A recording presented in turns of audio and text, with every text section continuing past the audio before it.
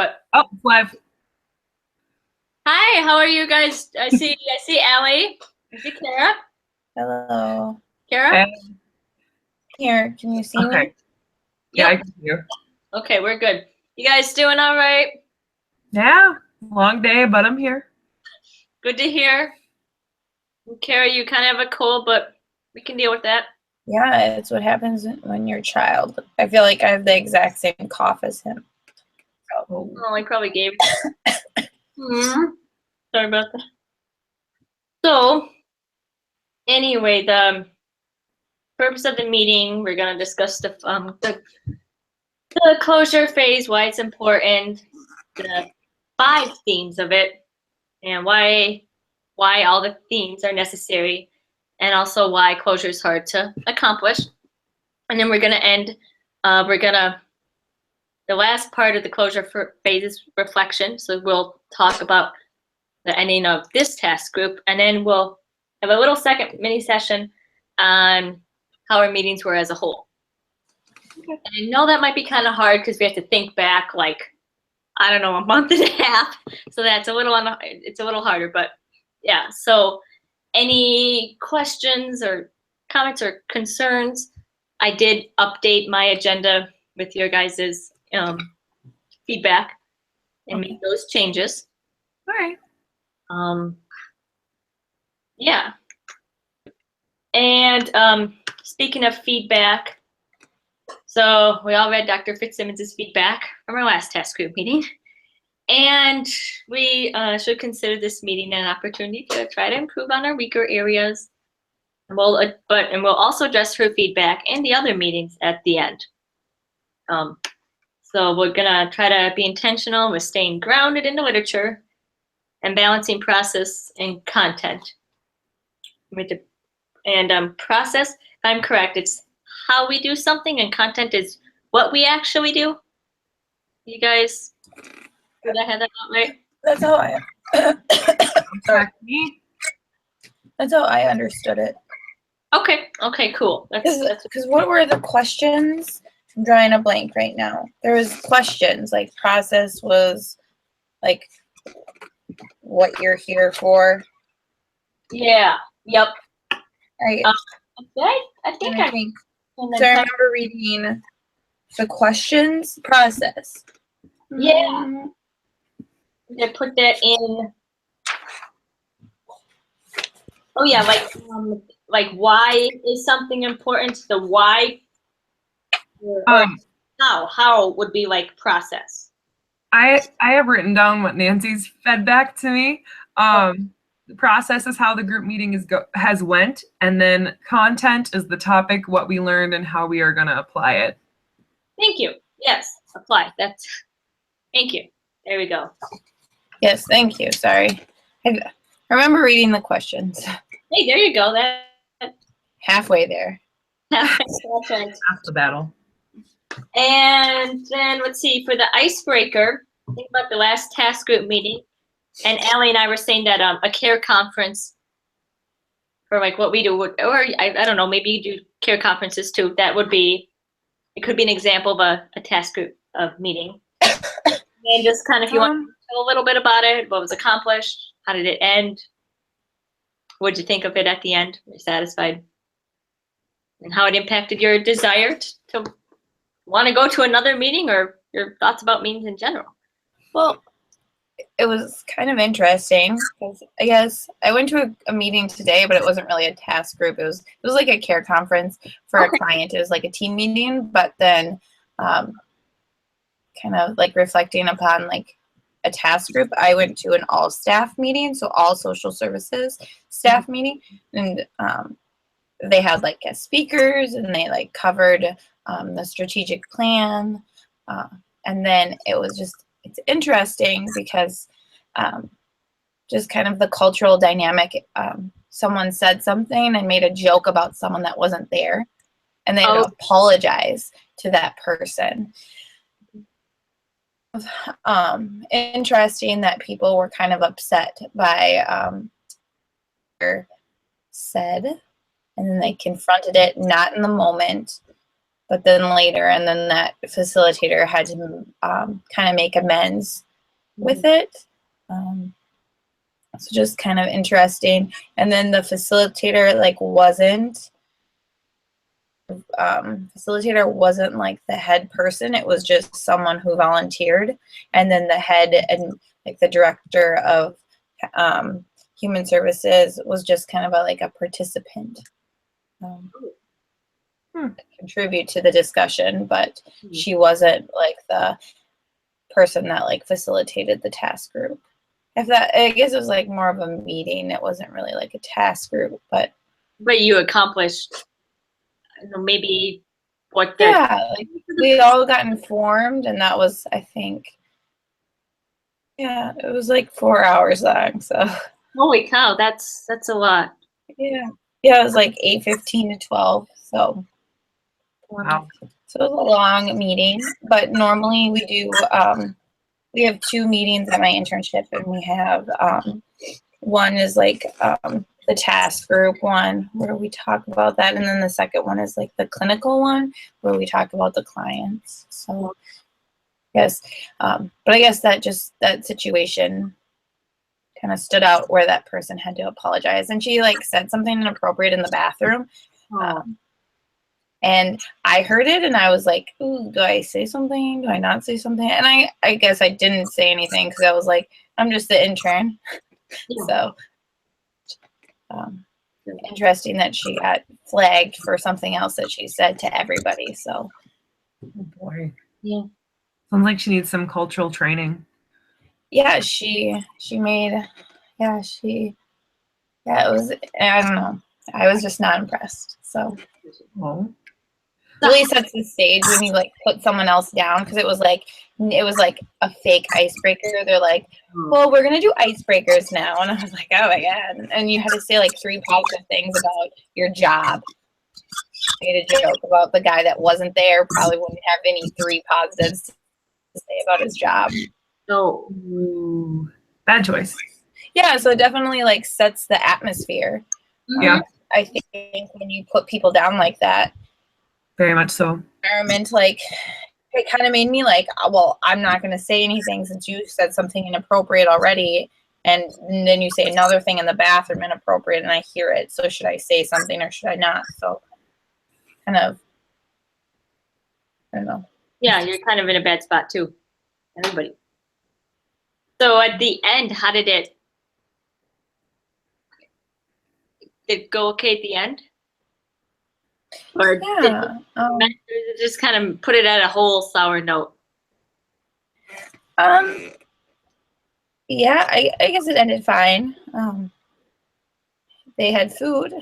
Hey, So there's I feel like that, that also, we talk about in the book, talks about kind of like the atmosphere, that like you set the stage. yeah. So it really, or maybe I can't think of where it was at, but. Let's see. Nice. Okay. All All right. I think of the last care conference that I led and the importance of a warm up, an action, and a closure phase, because you need an action to introduce why we're here, what we're doing, and to make them relax, going, when you have questions throughout, just feel free to let us know. And then the action phase is where all the meat is. Like, you need to get through all the departments, and time management is so important because it's 20 minutes. So you need to, like, nursing therapies, let's like spend time explaining what you're saying, as well as like keep it concise so that they have time for questions and you get your stuff put out. And then closure, you got to make sure that you have enough time for wrap up, because too many times what ends up happening is that we spend so much time on the action, which is really important because it's updates. It's what patients need to know about their care.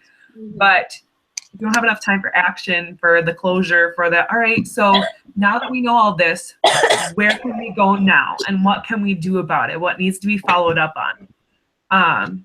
And when that closure phase is just like, hastened because we have 6 care conferences to get in 2 hours, and they're each supposed to be 20 minutes each, and you need to go from room to room to room to get them all done, it can really damage the patient's treatment because they need to have certain issues followed up on. And have things looked into. So Can I ask a question? Like, so for your care conferences, for your task groups, do they happen in the same room? For my unit, it's different rooms because the patients, for like long-term care, we go to the family visit room, and that's where it's just a big space, and we bring the patient there, and their family can come in from the entryway. Whereas with my unit, it's a transitional care unit. So, I mean, they're there from like 1 week to 2 months. So the family will just be there waiting for us when we get there. We all crowd in the patient's room, and then we crowd out. So Yeah, I just didn't know if that like impacted it. The time management. 'Cause it takes time to walk to the rooms, have people crowd in. Yeah, get situated. Yeah, It's not for that time, like planning. It's not the best setup when it really depends on the patient needs because, I think we have care conferences too early because a patient will be there a week. What do we really have to say to them? Like, there hasn't been a huge amount of progress unless you're a simple knee replacement or a hip replacement. Like, it's not an easy touch and go, or we haven't gotten to know this patient enough yet. So we can't really give you much of an update. So, I don't know, impacts the length of stay that the patient's already been there and what kind of issues they may or may not have had yet. So, yeah. Okay. I like it. Those are good examples. And yeah, so with the conclusion, what you were saying, Allie, that sometimes it can get rushed because you only have 20 minutes, and especially on days when you have care conference after care conference. And in my internship, we have that too, and we do have half an hour to do them, but still, some people, it's Tight squeeze. yeah, it's a tight squeeze. There's some people just need more time than others. And then Kara, you said that it sounded like the food helps. Yeah, I agree. Yeah. it's just interesting because like the supervisors bought the food. Well, that's one plot positive about the meeting, I guess. I guess the last one, the last task group I was in, it was about falls, and the DON, the director of nursing, was leading it, and we're supposed to kind of talk about why somebody fell and potential reasons and how to. The goal is to get them to not talk or to not fall again, or to see, okay, what's going on? How can we address this? And a couple people, they came in late and they were totally unprepared. They didn't have information about why or how or when the residents fell. And we were running short on time at the end. And I just kind of left the meeting and I didn't really know why I was there in the first place, except they're like, oh, you're the intern, you should go to this meeting. And like what I was supposed to do. So the closer phase was not kind of neglected, as I'm sure Allie, you, yeah. Especially because you didn't know what to do. Like that's not clear for a task group. Like knowing your role. Yeah, definitely. I think, and they believe it in the beginning part. They said, you have to have members. It helps if they know their role. Speaking of roles, but not really. Are we ready to move on to the action phase? Yeah. Okay, cool. So I started with the quote. It says, the 5 themes of the closure phase, and closure activities can help summarize discussion content, acknowledge contributions of individual group members, recognize the respect given to different opinions, and lead to group cohesiveness and a positive interaction. And so I thought we'd start by reviewing the goal accomplishments from our previous groups. So like the one you did, Kara, and the one Allie did. Do either of you want to start? Well, I don't. Do you want me to go first, Allie? Since mine was like the first one. Sure, go ahead. So really, I think like the main goal of like the first task group is to kind of get as like solid in that warm up phase and to get to know everybody and set ground rules and feel comfortable and That makes you know, like we discussed other things during it. Mhm. Discussed our task group things and our task group styles, and I thought like that was important to be able to reflect, to know what our roles would be and how everybody else would interact with each other. Yeah, I think that was kind of like the goal of my task group, was just to kind of get to know everybody. I think it's hard sometimes to jump right into a task group. Yeah. Um, I think that's good. We kind of accomplished pretty much just we set the tone for the task group, and we looked at our styles and how we are as members, and our from the Parker team survey, the styles and how we are effective team members and how it contributes to our strengths and our weaknesses and our roles and tasks. Yeah, because that was my goal, is for us to know like what our weakness and our strengths are, to be able to kind of develop our skills and task groups. Yeah, that's good. Allie, how about yours? I have a copy of the agenda here. We talked about leadership. Yep. And I was looking back at like Hulskalaki, page 62. Okay. And it's just kind of saying some of the importance of task groups. So, I mean, it's important to understand what a leader needs to accomplish and how they can handle certain obstacles that might come their way, especially as we're getting through the meat of the topic. So action is really, you know, we know who we are individually, so what are we together? How can we go forward? And we want to use I statements, speaking directly to others, attending to the here and now, and giving and receiving positive and corrective feedback. So I think as we've progressed as a group, I mean, this is our third time together, and I think we've been able to function a little more efficiently, because I think, one, we've been able to give more constructive feedback as it's gone on, because we've developed, all right, you know, these are our mistakes in the past. Now, how can we correct them and go forward to do better? So I think that's what we worked on in my group, and how we can lead more efficiently, but not only lead and be a better team member. Yeah, I like that process. Our strengths and weaknesses and how we can get better at being a leader, knowing our strengths and our weaknesses. Yeah, that's good. I think overall, like these task groups, like the goal is to be able to become a better member of other task groups. You know, like being able to reflect and critically have constructive feedback for each other, you know, like on our agendas. And when we reflect, step 6, is it step 6 where we reflect? Yeah. The last one. Yep. When we reflect on, well, I think that's step 6. Yes. I think that's really important, that we've kind of had the goal throughout all 3 task groups. Yes. And then what I'm reading on page 119, like without effective closure, members and leaders may not understand what has happened or how to proceed in the future. And I think our goal for going through this is sort of how to be leaders and members of task groups, and how to take what we learned,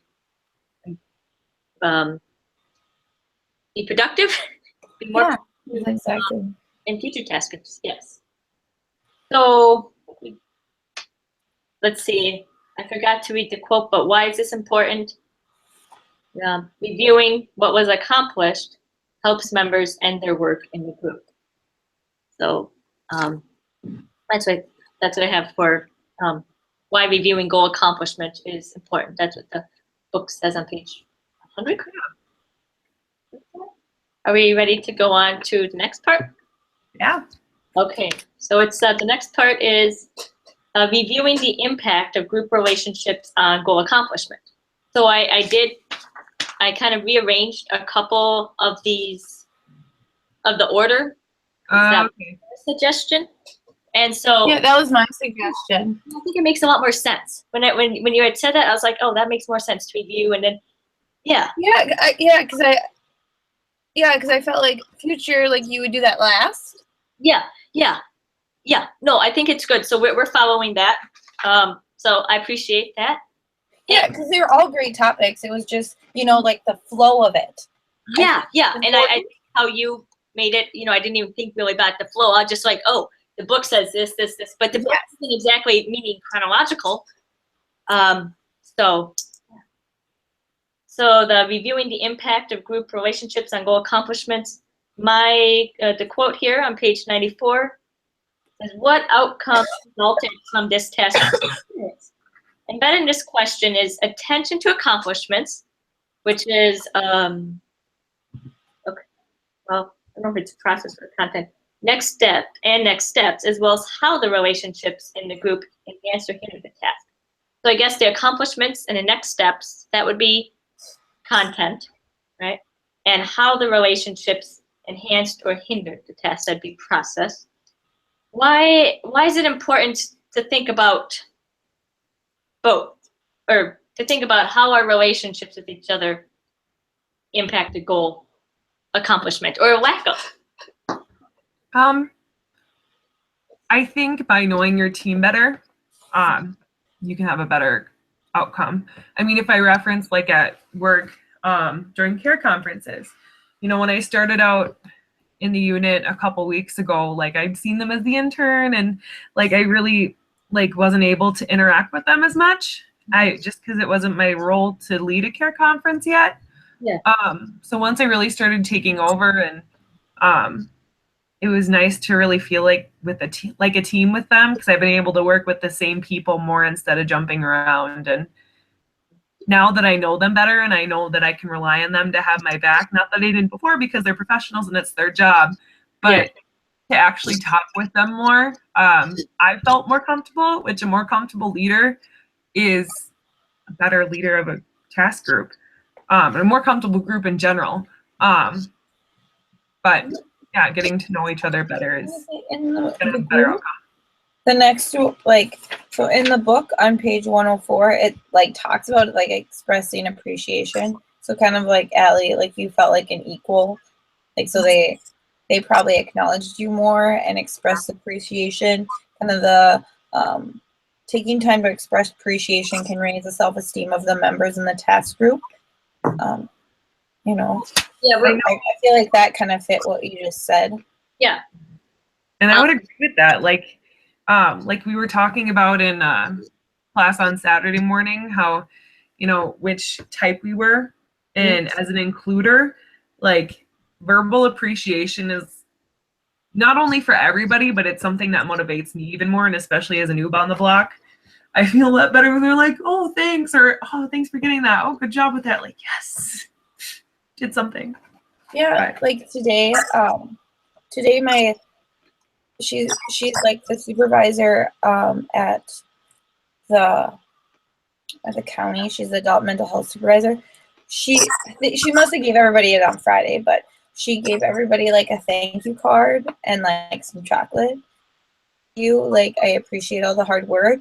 And I was like, I'm just the intern. I don't need chocolate or a thank you card. I don't do very much.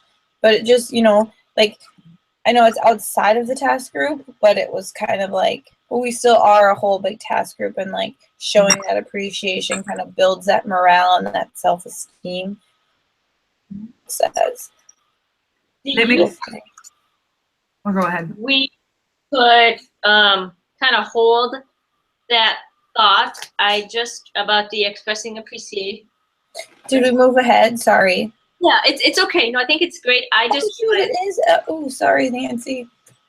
It's okay. I looked ahead and I took into the impact on relationships as expressing appreciation. Well, that's why I put it next, because it totally flows. So, I feel like the expression of the appreciation really impacts how effective how effective the team works together. Like You can accomplish how if you, employees work only as good as their leader. You know, like the task group is only going to be good as the facilitator. I read an article about leadership, but I won't quote that because that wasn't an assignment. okay, like that. And I'm just backtracking just a little bit. I apologize. I realized I put in these direct quotes for like part A, reviewing goal accomplishment. So it's important because you review what's accomplished, so you can use what you learned in the future, in a meeting in the future. That's page 99. And also to review and reinforce learning. And then page 100, they talked about continuing the process of learning and helping members end their work, which I think we maybe addressed. And in the impact of relationships on goal accomplishment, I think you're right, Allie, that it does, the appreciation definitely helps. And then I found on page 100, let's see. I'm sure I don't have quotes here. But I like how you led into the appreciation, and that you're saying that with the appreciation, people work together better, or could you? I got a little lost. Well, Am I people feel more included, I think, more included? in the group. And when people feel included, they're going to feel more comfortable. And people feel comfortable, they're going to produce better work. I like that. Oh. There we go. Because I feel like you kind of reflected on that last task group, Christina, about like how, or maybe it was the first one. I remember reading like your reflection on like how you felt comfortable and you were nervous about it. But Yeah. you know, we listened to you and you know, and you felt more comfortable and you could open up and be able to share. Mm-hmm. Not trying to like call you out or anything, but No, but kind of fell in line with that, you know, like what we did to kind of help. and I really appreciate that. I'm wondering, do you think that we could possibly have pushed each other more, delving into like in other task groups, like more why or a little deeper maybe? I don't know. For me, like even if I don't totally agree with something and it's not very good, like conflict and confrontation is really hard. So like I might not say something that I'm not, like I might not say, oh, I totally agree with that, or I won't just, I'll say I don't agree. I mean, I just don't want to rock the boat. So I won't say always 100% what's on my mind. And that doesn't. Yeah, I get that. I get, you know, and I think it just kind of depends on what kind of task group you're in and what if everybody, you know, set in, you know, the relationship that you have with other people. If you're afraid to tell me something that you don't agree with me, that really is going to impact the goal that we have, because we're not going to, you know, go deeper because you're not challenging me on my thoughts, you know, and just remembering that, like, if you challenge me and make me think deeper, we may get to a better, like, accomplishment, like more accomplishment, like together. So you'd be looking at it as not necessarily like challenging me and creating conflict, but like being supportive and providing that constructive feedback to make our goal better, like our accomplishment better. I think that I like that. I guess, yeah, for me, the other task groups I may not have said quite as much just because I'm like, oh, you know, I don't want to, I think I just didn't want to challenge you, and that didn't help our group. Mm-hmm.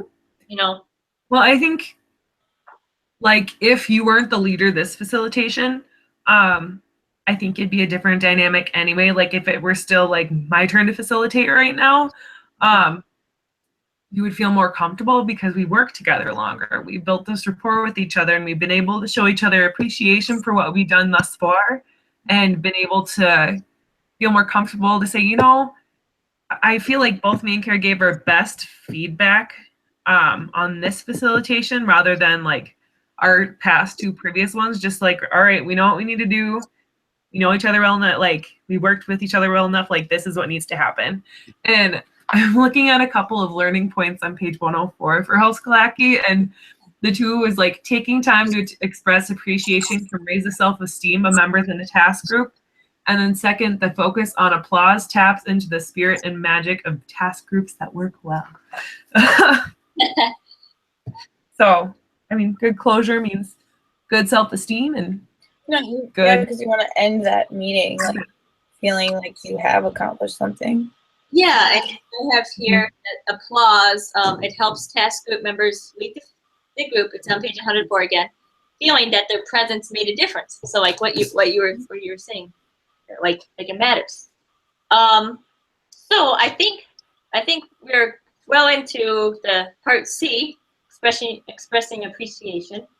And on page 96, mention closure provides another benefit for the task group. Applause. Group members who work together to successfully accomplish goals need time to applaud their individual and collective efforts. I think we're kind of doing that now. I think you guys are recognizing it. And the value of expression appreciation you've mentioned is that it raises self-esteem.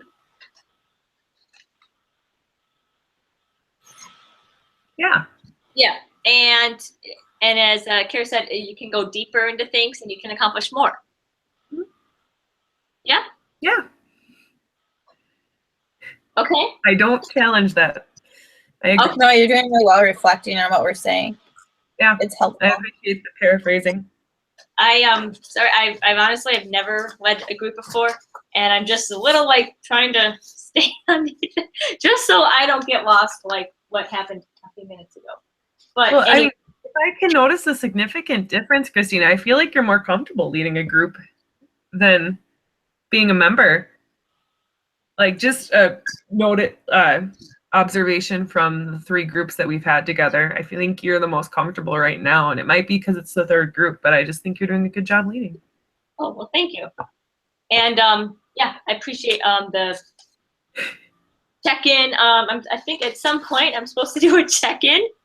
So how are we doing so far? What are your thoughts? Is this going okay? I think we're staying well with time management. We're halfway through. Yeah, I know we got a little bit of a slower start, Yes. but that's okay. That's okay. Wait, internet. It's MSU. It's okay. You know, I totally get it. Like I was not No. able to build that one agenda for you, and I apologize for that. Okay, so cool. We're good. I heard my own cats here, and one of the questions here, and I think maybe Allie, you touched on it. Okay, so we talked about the value of expression appreciation, but what is easier for you, to express it or to receive it? Express, hands down. And why is that? Because it's really hard for me to take a compliment sometimes. Like I feel like at work, like I want to hear the appreciation. Like, am I doing my job well? Do Yeah. I know what I'm doing? Like, I want to hear it, but at the same time, I'm like, oh, they went out of their way to like say that to me. Oh no, like I don't want to feel like a burden in any way. So I feel more confident when I'm able to compliment others, because then I feel more like I fit in with them. Like I'm comfortable enough to say that. I don't know.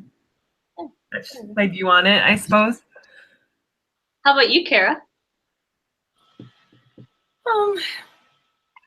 I don't know. I think if it's new, it's kind of easier to receive them because it's like, I don't know what they think of me. But then when I've been there, you know, you want to give compliments to the new people because you want them to know and like validate that they're doing well. You know, kind of like we just took that second to be like, hey, Christina, like you're doing a great job. Like we like showed that appreciation to you because you had been timid in the other task groups, like showing that appreciation for you in that moment, that's way easier when you feel when I feel more comfortable, like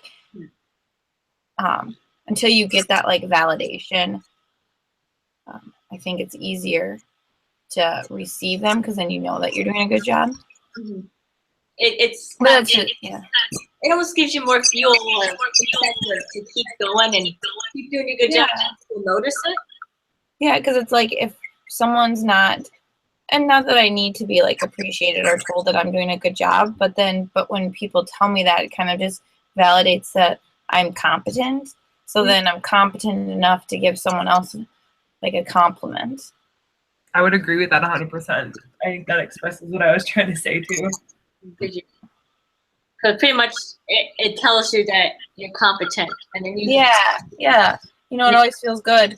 Word. Like the thank you note that I got from my supervisor, she's not even, I barely see her because she's so busy, but I got a thank you note for like my direct supervisor gave me a thank you. It just kind of builds that competency, especially to kind of, so if you come up with goals that you're going to do outside like the strategic planning within the task group that you are going to have to do outside of the task group, feel confident in your ability, you're going to be able to accomplish the goals that you have set for, the outside of the task group. And you feel more confident to do it on your own too. Yeah, definitely. I think, when people validate you, it definitely like gives you a different perspective on your abilities. So so I think that it's easier for you guys to express appreciation than to receive it, but it's very powerful to receive appreciation because you feel competent and validated, and it gives you more incentive to do more, what people notice what you're doing. It matters, and it makes you want to go and do more, and you can maybe even get more done because it's raised your self-esteem. Mm-hmm. And a good attitude gets spread around. Like if lifting you up, you're gonna lift somebody else up, and it's a great never-ending cycle. And like Kara was saying, when you think that someone competent is telling you how you're competent, you're more likely to compliment someone else's competence. If I haven't used that word enough, but it's okay. Yeah, you feel more comfortable with being able to address and compliment somebody else because you can recognize it because you know what you're doing and you know that they're doing their job right. And I think especially like in my internship, my undergrad's not in social work. So sometimes I feel like I'm lacking competency in just the social work profession. Mm-hmm. So, like getting those compliments really is helpful. Yeah. To push me as a professional because I know that I'm doing what I'm doing is right. So same thing with task groups, getting those compliments, encouraging your team members really is helpful. I like that you made the connection to the task groups, and it like boosts the morale of like the group members, And I think I could maybe repeat sort of like what you said again, or Allie, on page 104, raises the self-esteem, or what you were saying, Kara, the morale, and it taps into the spirit and the magic of task groups that work well. So it kind of makes you work better together and feel more competent. And it definitely feels good when someone appreciates you versus when you feel like crap, Yeah. I've had task groups where you don't feel very good and then you don't contribute and you feel, like a snowball effect. Yeah. And like the impact of the group relationship is really struggles because people aren't showing that appreciation to you like you matter. Mm-hmm. I like you that you connected that, Kara. Thank you. Are we ready to go on to part D, the preparing for future activities? Yeah, let's do it. Okay. So the quote here is page 100 and 101. no, it's on page 94, but the section is on page 100 to 101 to kind of look at that part. But it says implicit is the need to provide time for members to focus on how their participation in the concluding task group may have an impact on their work in future task group. So why is this important? That's the first. So why is it important to have time to just focus on how they participated in the task group? I have here that on page 100, it says without closure, there's no resolution to what happened in the group or clues about what to expect in the future. So kind of like, and then it also, it gives members a clear plan for the next meeting. I think that's important. Yeah. Like preparing for the future, you know, like what is the purpose? So it's like looking at what is the purpose of the group. So what are we going to do next time to make sure that we reach that purpose in the next task group? You know. Yeah, I'd have to say we're in the beginning. When Yeah, because in the book on page 101, like the learning points, like taking time to close helps members anticipate future task group participation. So kind of, you know, reflecting upon like, what am I going to do next time? Kind of like what we talked about, you know, like what did we do in our old task groups? And then, you know, like right now, you know, preparing for the future. Well, what was our strengths and weaknesses of those task groups? And how are we going to utilize that into future task groups?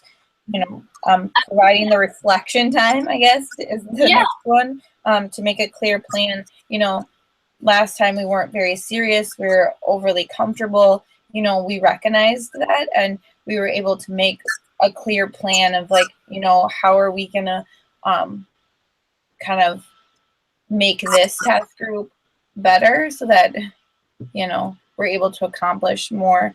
So I think, you know, being able to reflect upon our last task group, you know, the future plannings. Because I guess we talked about, we talked about it not on the task group about what we were going to do. So I guess, like about, we talked about our feedback that we got. we did. Yes. So that was, I guess, and that's kind of interesting to note, that we talked about the feedback outside the task group. So we did like future planning outside of the task group. Yeah. I don't know.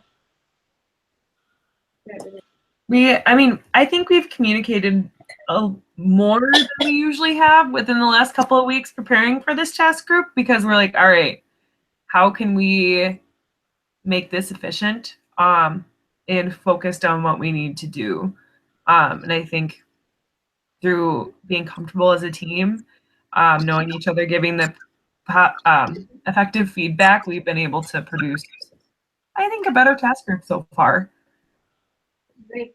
And if like I can reflect on like personal experience at work, at first when you're approaching this topic, I'm like, how am I going to apply this? Like, I confuse myself a little, but like in care conferences, as I've been talking about, you know, how we need to close is, all right, so you need to paraphrase. I hear what you've said to me. I hear the concerns that you have, and this is what I'm going to do about them. And while I follow up on these, here's what we need you to do to prepare for our next meeting and to progress enough so that we can discharge you from the facility. So, I mean, they're clear goals, they're reviewing what was being said, and showing how can we go forward. Yeah. So. That's exactly. That's a real life example of what we're talking about right now. I just wanted to know, because Carrie, you had mentioned a little earlier, what have you learned about yourself as a task group member from our meetings, the Tucker Parker team player survey, just looking at, and obviously even if we only have one primary style, that doesn't mean we don't have other attributes. Like I believe in one task group we talked about how Kara was analytical, and even though it didn't talk about that we've learned that as we've been progressing through our task groups. And yeah, and we can take what we've learned and be like, okay, so this is generally how I am, and I'm not so good at, some other ones, but we can at least acknowledge the other people's strengths and that they're important too. Yeah. Okay, so like Allie, you said that you were a challenger, right? A challenger was technically my primary, but I really feel like it was wrong and that I'm a communicator primarily. I mean, challenger is a close second or maybe a dual, Sure. yes, but challenger communicator. Okay, and I guess like for the relaxed part, although maybe not everybody thinks that's good. For me, it's good that you were relaxed. Yeah, I was going to mention that maybe, like the first group, we talked about task group styles, target survey, and like that stuff. And we recognized, I'm sorry, I don't mean to be like calling you out, Christina, but we recognized that you were nervous. And Yep. then that's a reason why we were so trying to be relaxed and like, kind of like not reserved. Not the right word. Not reserved. Not reserved, Not but the opposite of reserved. Serious enough? Yeah, and like maybe that was the reason because we talked about it, you reflected upon it, and then we were trying to adapt, get supportive in that way because we wanted you to feel comfortable. See, one of my weaknesses is the communicator, which I think is my primary one, and challenger secondary, but not sufficiently serious, not bottom line focused, vague and impractical. Like, this is nailing me in the head as I giggle. Anyway. Yeah, I wonder, like, after discussing it, if it kind of like shaped how our second meeting went because we were trying to like overcompensate for weaknesses and strengths. That's exactly the word I was thinking. What about from the Whelan surveys? I know when I did these, like for the effective leadership stuff, I had a lot of really poor scores. Like I facilitate members' feelings of competence by providing supervision and training education. And I said, no, I didn't, because honestly, I didn't have a whole lot of competence. I'm not saying I have a ton now, but yeah, or working to reduce member anxiety, fears of rejection, and concerns about safety on page 86. I don't even think about that because I have my own issues with the fears or the anxiety. So I'm not very good at reducing others.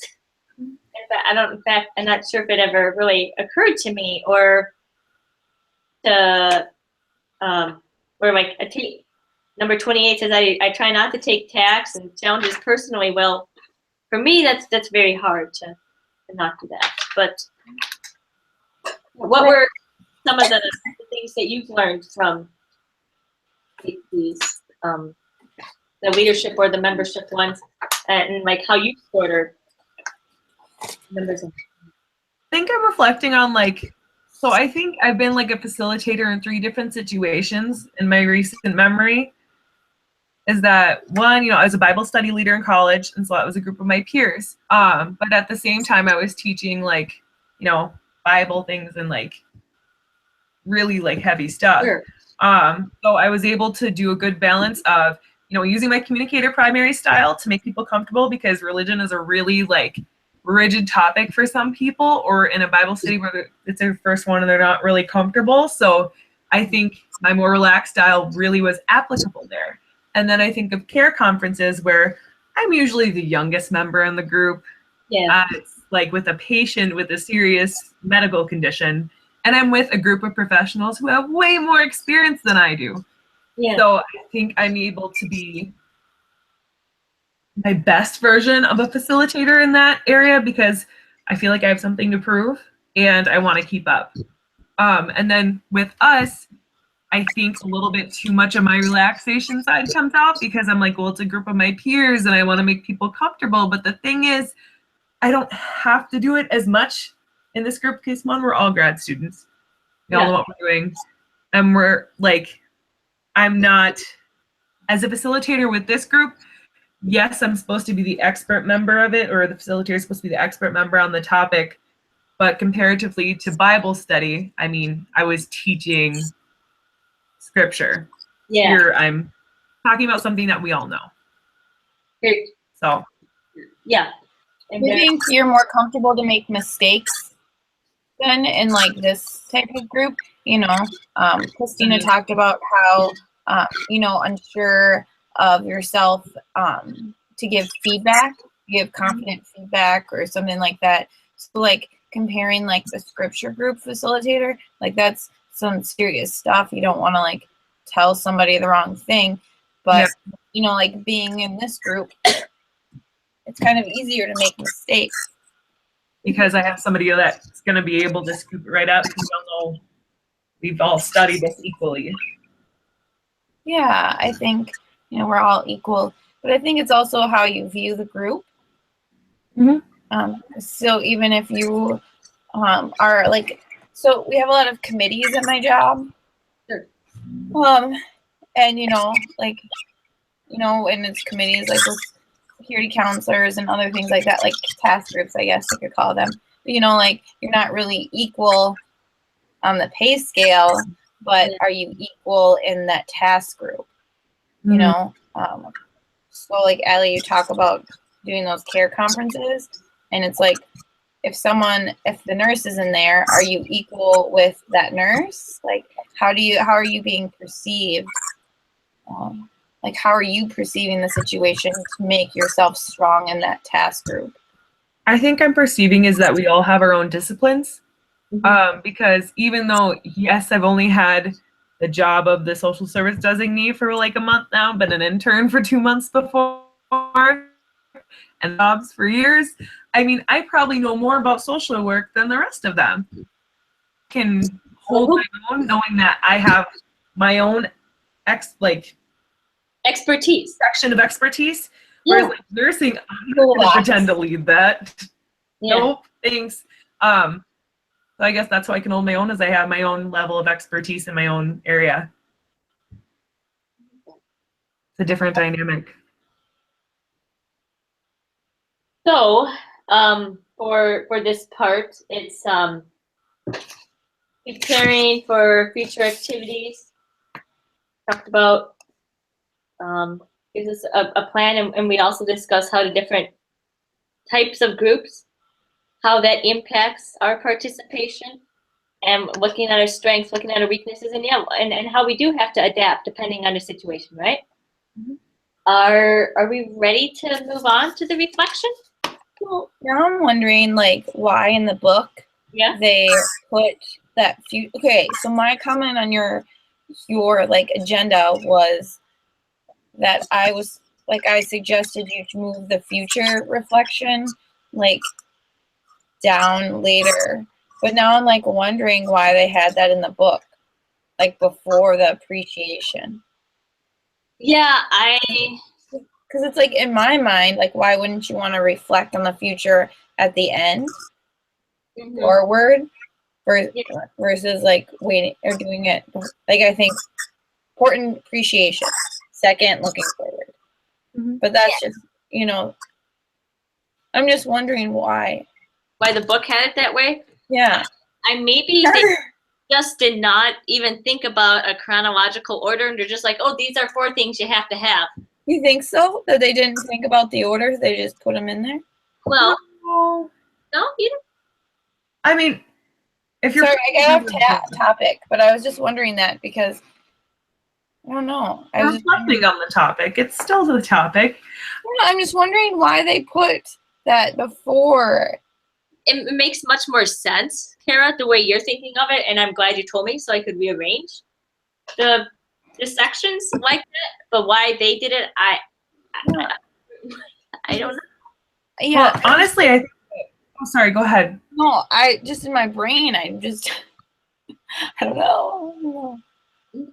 I mean, I think some of them can be interchangeable. I mean, personally, I don't think that I think preparing for future activities and reflection should kind of be cohesive. Definitely. They're like the same thing. 'Cause the reflection is in the future one. Yeah, like, all right, here's what we've done today. Now let's reflect on what we've done and take it to go forward. And it's Yeah. Exactly. Like the quotes I have here, 93, 95, like without pausing and reflecting on both process and content, members cannot make important connections between their experiences in the group and life after the group. So yeah, you have to think, okay, now how can I use what I've learned before, right? Yeah, I think that's important. I'm just Maybe I should have combined both of them. well, it's just interesting why the book, like the outline in the book. Yeah, I don't know. I don't know. Maybe we'll talk about it in class. I wish I knew. What? The other part of reflection or a quote I found that sounded good was that page 95, without a clear sense of closure and time for reflection, group participants will leave without understanding what happened, how it happened, what worked, what did not work, and what steps need to be considered related to the purpose of the task group. So yeah, just kind of, and I think we were reflecting on this as we were doing this throughout how the meeting, how we've had to adapt and what we've done or how we overcompensated and what worked and didn't, and how we've gotten to be a more efficient task group because of what we've been learning and trial and error. Would I be correct or not so much? Yeah, no, I agree with that. Yeah. It takes mistakes to build a stronger person and a stronger group. Like that, yeah. So why is closure, for the first question, why is it hard to accomplish in task force groups? You mentioned, Allie, that time. Time is a big thing. Like for you, and I know for me in my internship, it has been too. And this book definitely talks about time on page 94. Yeah. And another one, are there other things? Other reasons why reflection is important? I think reflection is important. If you look on page 9, there's the balancing the process and content issues. You know, like if you can't reflect upon like whether or not you like know who you are, who am I with you, who are we together, what do we have to do, what do we need to do to accomplish our goals, like how are you going to move forward? Like if you can't focus on that stuff, like how are you going to be able to be a productive task group the next meeting? You're right, because you kind of have to know that information to. Yeah, I found the questions. They're on page 9 for the content and Yeah, no, I like it. No, I was there. I was just thinking there might have been something later on, but no, I like that. And so yeah, basically just time and I thought another one. Some people do not understand the value of the closure phase. Like it's sort of like a waste of time or something. I think that 10 years, like the warm-up phase, like people hate icebreakers. Yeah. Think like it's interesting that we're talking about like the warm-up or the closure phase, but then like people think that's a waste of time. But I also think people also think that the warm-up phase is a waste of time. So it's interesting that like it's the beginning and the end that people think are a waste of time when that's actually really important, both of them. You know, it makes me think of an analogy to a full speeding train. And if the train doesn't have time to warm up and start chugging and just goes full ahead at full speed, it's just not possible. It's not gonna work correctly. And then a train can't just go to a halting stop after going full speed all that time and then, well, now here's closure and we're done. And yet that happens so much. Huh? And yet that happens so much. Yeah. Yeah. I like that analogy. That is a really good one. Like about kind of really encompasses task groups, like knowing the importance of the 3 phases. Mhm. And I think, especially for guys, I think it's closure. You have to be a little vulnerable. Did you just say a gender Yeah. thing? But I think you're right. In general, it's harder. Maybe it's easier for women in general. If you're saying big generality, in big, No. you know, that I think it's more part of the male ego to not I think want. society builds that though. Like, you know, like we're talking about gender right now, but it's definitely society makes them feel the need to do that. Like they're too good to reflect upon their behaviors because I'm tough and I don't say sorry or cry. You know what I mean? Like society makes them like that. So Yeah. it's just Yeah. kind of like what we talked about in our Shelly brought up, you know, when we were talking about our strengths, you know, if you're assertive or Yeah. whatever, bossy, Yeah. you're called bitchy, but then are Or authoritative. authoritative. You know, like the double standard. Mm-hmm. And then it's like it would be like if you had a commingled like task group, Mhm. you know, like depending on the environment. Yeah. The gender I think this differences. could be a whole nother conversation Yeah, in sorry. itself, because Yeah. gender and leadership can be like crazy. I think Okay. it's important to reflect upon though, because if we're in a task group with a guy who his leadership style was to be authoritative because that's his personality type, then I mean it could be more of something to process and reflect upon. I think that relates back to like the cultural and being like culturally sensitive because it's just like knowing where people grow up. What chapter was that in the beginning? Like the warm up phase. Ethnic. No. Yes, time for building a culture that appreciates differences, and I think that would fall into that. You know, is like understanding where people are coming from. You know, it's difficult if you came from an urban area versus a rural area. Like you have a completely different outlook, and you might have to educate that urban person that, you know, you might have to drive 20 minutes to a grocery store or drive an hour to get gas because that's just, you know, living in a rural area, and the urban person just gets it right away. You know, I think, You know, What do you think we could maybe get a little bit back on the top? I think it's great. We have a little bit of time crunch. Is that okay, Kara? yes, no, I don't. You guys went off on the gender stuff. It's very it is important, and then yeah, the reflecting and how the gender does it. I'm sure it does have an impact on things. So why is reflection a necessary part? Are we able to answer that in a sentence? well, I mean, I think Kara was actually leading somewhere that relates to it. I mean, if I can just plug one more thing in, is that like Yes, please do. I think we've gotten a really easy hand dealt to us because we are 3 women, white women of similar ages in the same MSW program in a task group. You know, if we were to have different, like an authoritative Black man and a foreign exchange student as our second and third task group members, it's important even more to acknowledge who am I, who are we together, Yes. how are we going to go forward so it connects. Thank you. It's important to acknowledge and That's appreciate. where I was going. All right, I thank you guys. Yeah, that's good. So can we say, why is the closure phase so important? It's important to reflect and know where we're going next. Because if we don't state of, here's what we've done and here's what we're going to do, we just go from, so here's all the meat of the information, we're done. Like, We never know our path. How are we going to know what we accomplished? mhm. Yeah, that's a very good point. If you don't know your path, you don't know where you've been, how are you going to know where you're going to go or what direction you're going to take? Yeah.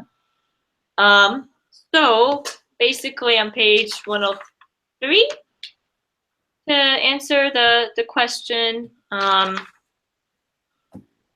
let's see. But well, as you said, care about the reflecting It provides direction for future task groups.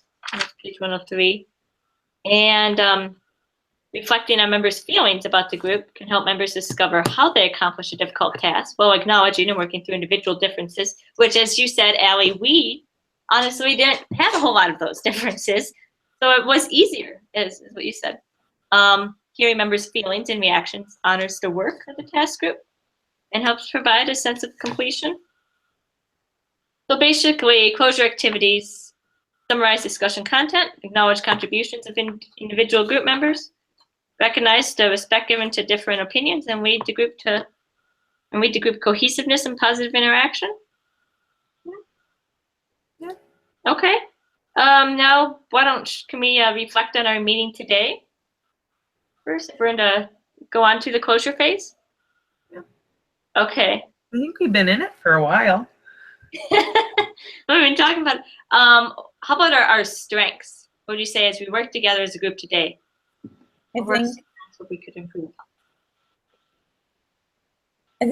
you know, a reflection on our past task groups, I think, was a strength today to make this task group better. Mm-hmm. I don't think we really did that before. Yeah, I think that's good. Because it's kind of like path that we did work. Mm-hmm. And I think we've been better at and we've been talking about the Parker every task group so far. And I think it's really prepared us to know each other's weaknesses. And then to also know each other's strengths and to play off of those. So, I mean, especially me and Christina have, I think, opposite leadership styles and opposite ways of being. And I think it's a good balance with I think Carrie in the middle of my super relaxed and enthusiastic style, and Christina's reserved and analytical style, and then Kara's got a nice balance in between us. I think we've learned how to be cohesive together and produce a more efficient meeting. And I think if we didn't talk about our strengths and weaknesses, I don't think we would be able to be as cohesive as we were when we kind of talked about, all of being an effective team member and what that means, and reflecting on our Parker task group styles. I just wonder, if we didn't acknowledge them, if we would work together as well. Because it's I wouldn't know you. Yeah. As well, knowing, but then if you think about it, task group outside of here, you're not gonna go and be hey, what's your leadership style? How do you? Then it's looking forward, how do you do that with other people? Well, maybe observation. We can't make them take the Parker survey, but we can, if we're with them enough, be this person, Allie's pretty relaxed. Yeah. Maybe a contributor or whatever. Maybe that's not her wrong suit. I don't know. Maybe just an example, Allie, not throwing you under the bus. Nah, man. You almost have to just do observation. Yeah. I mean, it's just be really intentional about, all right, so this is someone I'm going to have to work with, often depending on what environment you're in. You can kind of see, all right, so what's going to be the best communication style with this person, and what can I bring out in myself that will bring out a better leader and member in them. So really evaluate it, observe and evaluate. I like that. And I think some of the strengths that as we worked on the group, I think we've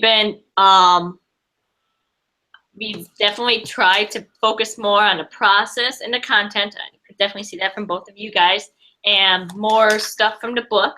So I think that's good. Trying to recover from the previous feedback, and I think we've definitely been more open, and we're took time to praise or acknowledge each other and appreciate each other. I think that's a strength that we did today.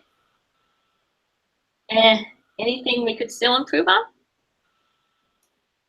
I know I was a little disorganized with my notes. We could do time management. I think that's something we all kind of struggle with, because I know, I mean, me and Kara each didn't touch on everything we had on our agenda, and I mean, we're a little over on time here and there. So I think time management is something that we could all work on. Yeah, and I'll be honest, I'm struggling because I don't want to. I feel like I'm almost been a little dictator. It has to happen. Trying to, but yet I feel like I don't want to cut people's off. Like, say, Carrie, you were maybe gonna get to a really good point, and I just sort of like shot you down. But you know, sometimes you have to, being the facilitator, like do those things. Like Can't be you afraid to be control the bad guy. group.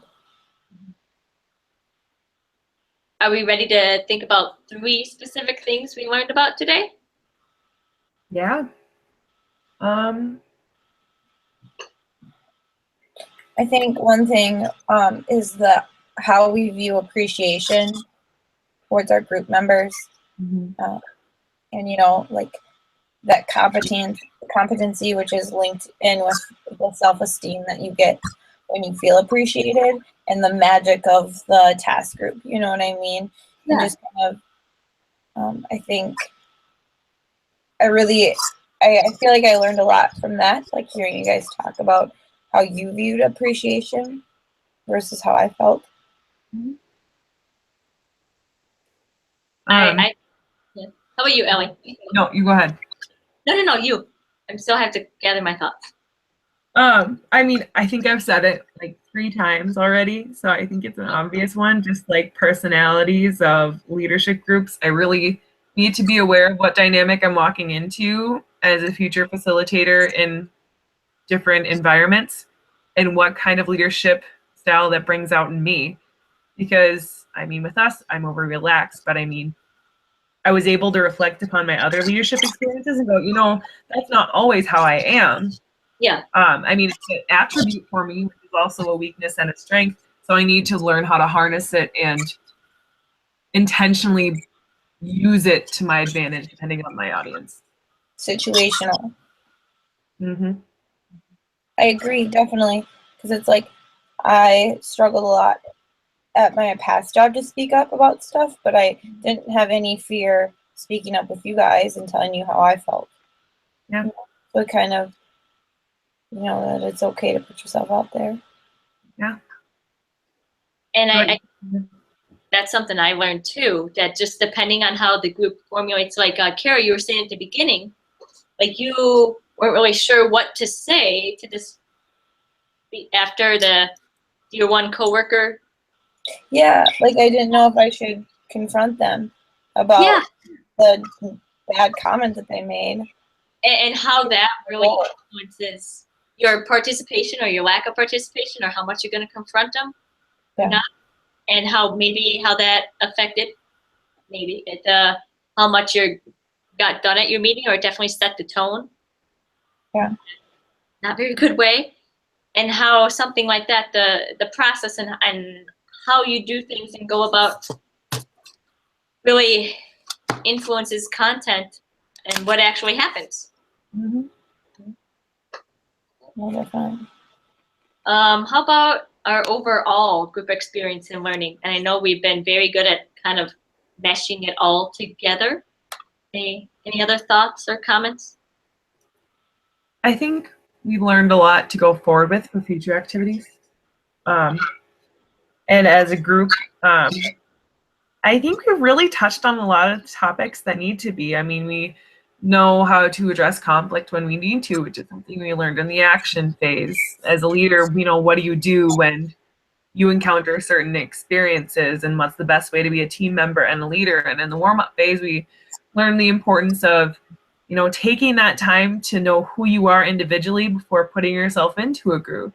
And now we're really learning that, you know, appreciation and reflecting upon it all is what's going to make a complete task group meeting. I like that. That's really a good summary. I feel- Oh, sorry.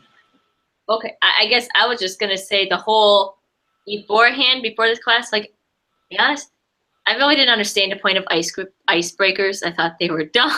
I thought they were a waste of time, and I'm just all like, let's just get to the business and let's just do the business and be done with it. And I didn't really understand so much why it's important to realize, like, the who am I with you and how relationships impact our experiences with task groups and what we do, or how much gets accomplished, and that maybe I've in past task groups, or I remember other jobs, or the icebreaker, and thought that was stupid, and maybe that people notice that. So just to think about that, and yeah, and the leadership part.